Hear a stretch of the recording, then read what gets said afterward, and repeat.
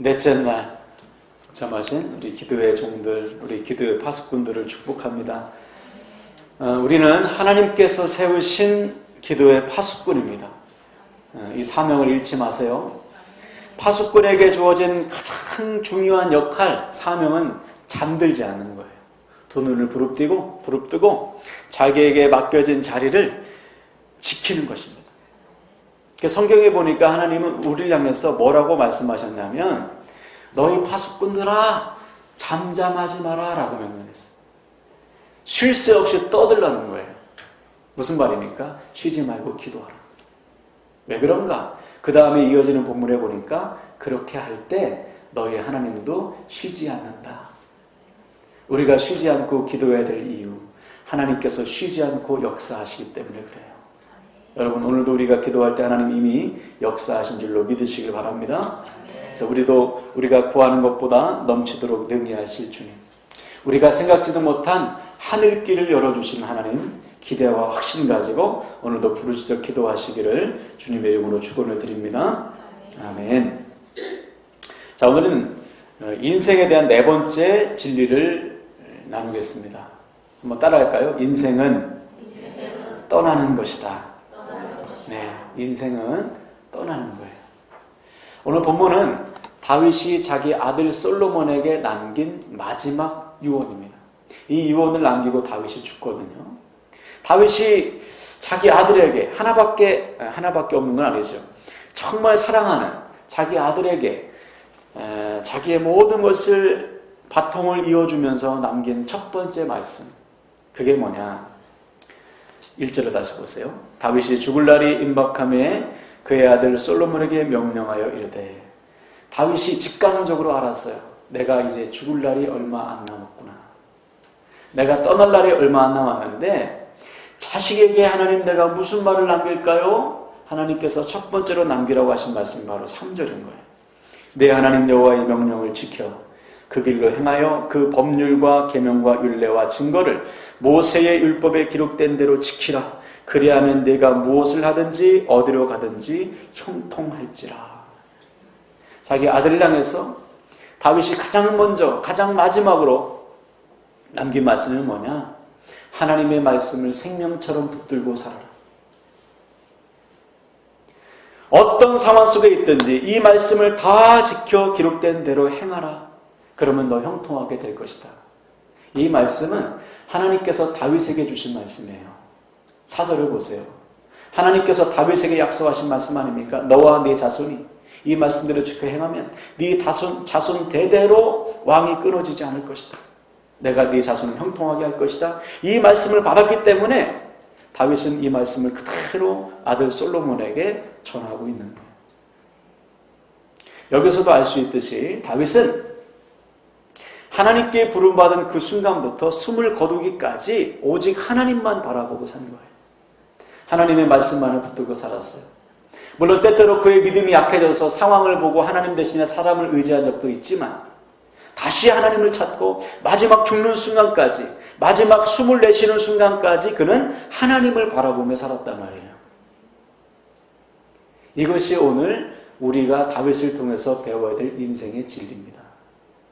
다윗은 하나님께 부름받은 순간부터 하나님 앞에 갈 때까지 다른 데 쳐다보지 않았어요.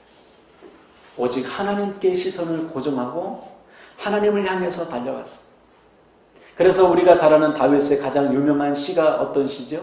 시편 23편. 여호와는 나의 목자시니. 거기에 끝절에 보면, 6절에 보면 이렇게 기록하고 있어요. 표준 세번역을 한번 앞을 보시고 읽어볼까요? 23편 6절 말씀. 시작. 진실로 주님의 선하심과 인자하심이 내가 사는 날 동안 나를 따르리니 나는 주님의 집으로 돌아가 영원히 그곳에서 살겠습니다. 아멘. 다윗이 하나님께 부름받은 그 순간부터 숨을 거두는 순간까지 그가 바라보고 달려간 곳은 어디입니까? 하나님 나라인 거예요. 의리의리한 왕궁을 향해서 달려가지 않았어요. 100평짜리 아파트를 향해서 달려간 것이 아니에요. 그는 오직 하나님 나라, 자기가 돌아갈 아버지 하나님의 집을 향해서 달려갔어요. 그래서 오늘 본문에 보면 모든 것을 아들에게 맡기고 미련 없이 떠나는 거예요. 이것이 오늘 우리가 깨달아야 될 인생의 진리입니다. 저와 여러분의 최종 목적지는 하나님 나라예요. 아멘이십니까? 네. 우리가 달려갈 인생의 방향은 하나님 나라인 거예요. 이 사실을 안다면 우리는 지금 이 땅에 대한 집착과 미련을 버려야 돼요. 지금 나에게 주어진 모든 것을 언제라도 내려놓을 준비가 되어 있어야 됩니다. 그래야 하나님 나라를 향해서 앞으로 전진이 되는 거예요. 어제 잠깐 나눴던 사울왕이 왜 망했죠? 내려놓지를 못하는 거예요. 왕의 자리, 하나님께서 주셨음에도 불구하고 이거 내 거야. 내려놓지 못하니까 하나님 대신에 사람 눈치 보고요. 미련을 버리지 못하니까 끝까지 그거 붙들다가 망하잖아요. 하나님 말씀 버리고. 우리도 까딱 잘못하면 이렇게 되는 거예요. 지금 우리에게 주어진 상황, 우리에게 닥친 문제, 우리가 붙들고 있는 세상의 것 보고 미련을 버리지 못하고 집착하다 보면 그 나라 못 가요. 하나님 나라로 한 발짝도 뛸 수가 없는 거예요. 그래서 사울은 비참하게 망했어요. 또 우리가 잘 아는 주님을 찾아왔던 부자 청년 기억나십니까? 그는 영생을 원했어요. 어떻게 하면 내가 영생을 얻을 수 있습니까? 주님께서 답을 줬잖아요. 너 재산 다 팔아서 가난한 사람에게 나누어줘. 그리고 나를 따르라. 그러면 하늘에서 너에게 보화가 임할 것이고 너 영생을 얻을 거야. 버리고 떠나라는 거예요. 주님을 따르라는 것이죠. 근데 그 청년은 어떻게 했어요? 못 따랐어요. 왜? 물질에 대한 미련을 못 버리는 거예요. 이 집착을 내려놓지 못하는 거예요. 결국 주님을 따라가지 못하잖아요. 이 땅에 너무나 많은 사람들이 미련과 집착을 버리지 못해요. 주님을 따라가지 못하는 거예요. 맨날 거기에 머물러 있어요. 어떤 사람은 옛날에 상처에 머물러 있고, 어떤 사람은 물질에 머물러 있고, 어떤 사람은 사람과의 관계에 머물러 있고요. 그거에 막 집착하고 미련을 갖다 보면은 하나님 나라는 볼 수가 없죠. 안 보이는 거예요. 안 보여요. 반면에 여러분이 잘 아시는 아브라함을 보세요. 여러분, 아브라함 75세 노인입니다. 하나님께서 그가 뭐가 좋다고 그렇게 쓰셨겠어요? 그 당시에 아브라함보다 더 유능하고 젊고 재능이 많은, 능력이 많은, 갖춘 것을 다 갖춘 젊은 일꾼들이 얼마나 많았겠어요? 근데 왜 하필 아브라함을 쓰셨냐 말이죠. 이유는 간단합니다.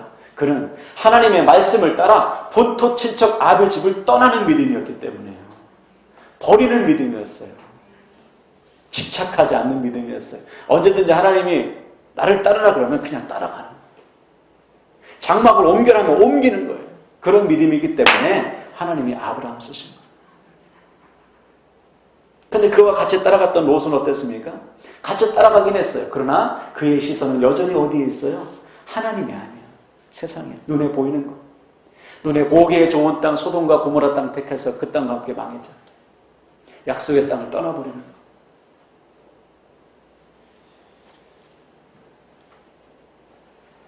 지금도 마찬가지예요. 이 땅에는 두 종류의 사람이 있습니다. 그의 시선이 이 땅에만 고정되어 있는 사람. 그의 시선이 하나님을 향해 있는 사람. 이 땅에 살면서 이 땅만 바라보는 사람, 이 땅에 살고 있지만 천국을 소망하며 살아가는 사람.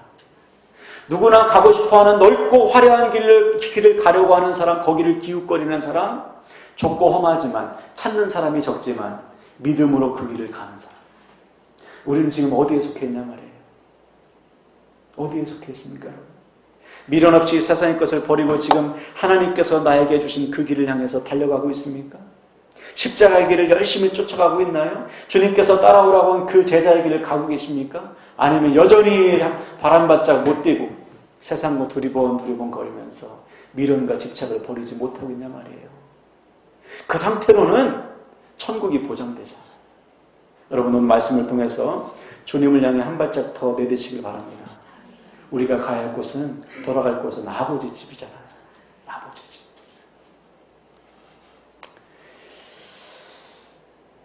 그래서 우리가 예를 들어서 이런 거예요. 여러분 어렸을 적에 제 또래만 해도 아마 공감을 하실 겁니다.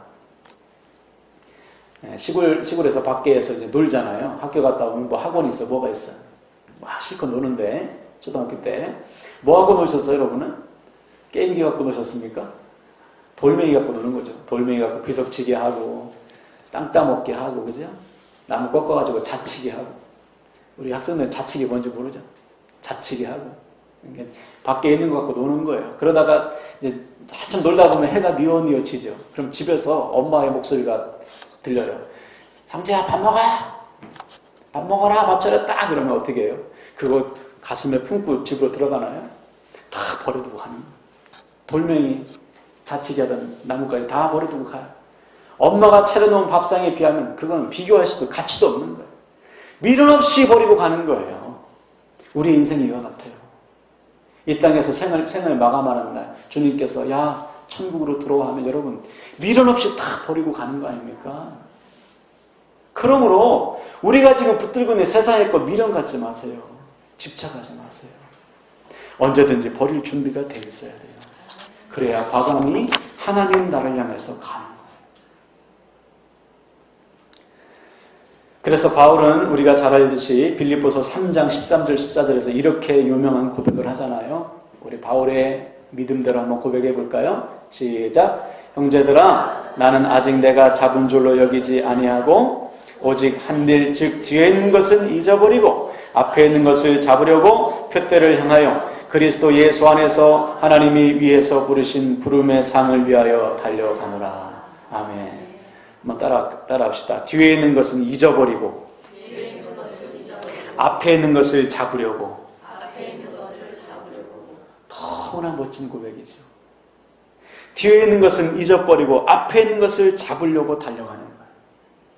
표대를 향해서 나에게 주신 그 사명의 길을 향해서 하나님 나라를 향해서 바울은 오늘 하루 열심히 달리는 거예요. 그 전까지 자기가 어떻게 많은 것을 쌓아놓는 것 관심이 없어요. 지금 상황이 좋든지 나쁘든지 괜찮아요. 어려움을 당하든지 좋든지 행복하든지 상관없습니다. 지금 바울이 하는 것은 뭐냐면 열심히 그 하나님 나라를 향해서 가는 거예요. 선하신 하나님께 삶을 맡기면서 문제가 있으면 문제를 맡기고 할렐루야. 어떤 상황이든지 선하신 주님, 나를 부르신 그 주님께 삶을 맡기고 나는 주어진 삶의 자리에서 열심히 하나님 나라를 향해서 달려간단 말이에요. 이것이 우리가 살아갈 인생의 비밀이에요. 그러므로 사랑하는 여러분, 미련과 집착을 버려야 앞으로 나아갈 수가 있습니다. 미련과 집착을 버려야 오늘을 하나님 나라를 향해서 달려갈 수 있는 거예요. 예전에 TV를 보니까 아마 지금도 많겠죠. 강원도 정선 혹시 가보셨어요? 카지노 한번 하러 가셨나요? 거기에 살고 있는 사람들을 취재했어요. 재산을 다 탕진했어요. 집도 팔고 차도 팔고 땅도 팔고 아내도 아이들 다 잃고 거기서 그냥 사는 거예요. 그런데 거기를 떠나지는 못하는 거예요. 돈만 조금 생기면 또 와서 또 다 날리고 또 와서 또 다 날려요. 그래서 물어봤어요. 기자가. 다 잃었잖아요. 왜 또 오십니까? 그랬더니 하나같이 하는 말이 뭔지 아세요? 미련 때문에 또 왔어요. 한탕 터질 것 같아가지고. 미련을 버리지 못하면, 집착을 버리지 못하면 거기서 헤어날 수 없습니다. 버려야 헤어날 수 있는. 혹시 여러분 가운데 어떤 것에 지금 붙들려 계신 분 계시나요? 아직도 버리지 못하는 미련과 상처와 집착이 있습니까? 버리셔야 돼요. 버려야 하나님 나라로 한 걸음 갈 수 있는 거예요. 버리지 못하면 거기에 묶여가지고요. 하나님 나라는 쳐다볼 수가 없어요. 눈이 감기고 귀가 닫혀요. 그러므로 사랑하는 여러분, 오늘 나에게 주어진 하루는요. 세상 바라보고 세상의 것에 집착하라고 주신 하루가 아닙니다. 하나님 나라 바라보고 다시 달려가라고 주신 기회예요. 할렐루야. 다 버리세요. 다 리셋하세요. 리셋하시고 하나님을 향해서 달려가세요. 그동안 쌓아놓은 것 가지고 든든히 여기지도 마세요. 오늘 하루 주어진 하루, 새로운 날, 새날이잖아요. 이 새날을 다시 하나님 나라를 향해서 걸어가세요. 그러면 남은 인생은 하나님이 책임져 주시는 거예요. 그래서 오늘 말씀을 통해서 우리의 시선이 다시금 하나님 나라를 향하길 축복합니다. 우리 인생의 방향이 다시 하나님께로 향하길 바랍니다. 네. 그러기 위해서는 한 가지 반드시 바뀌어야 될 게 있어요. 뭐냐면 우리의 눈입니다. 눈. 여러분, 눈이 바뀌셔야 돼요. 보는 눈이 달라져야 돼요. 믿음이 있는 사람과 믿음이 없는 사람의 차이점이 뭔지 아십니까? 믿음이 없는 사람은 그냥 눈에 보이는 대로 살아요. 눈에 보이는 것에 눌리고 눈에 보이는 대로 울든지 웃든지 하는 거예요.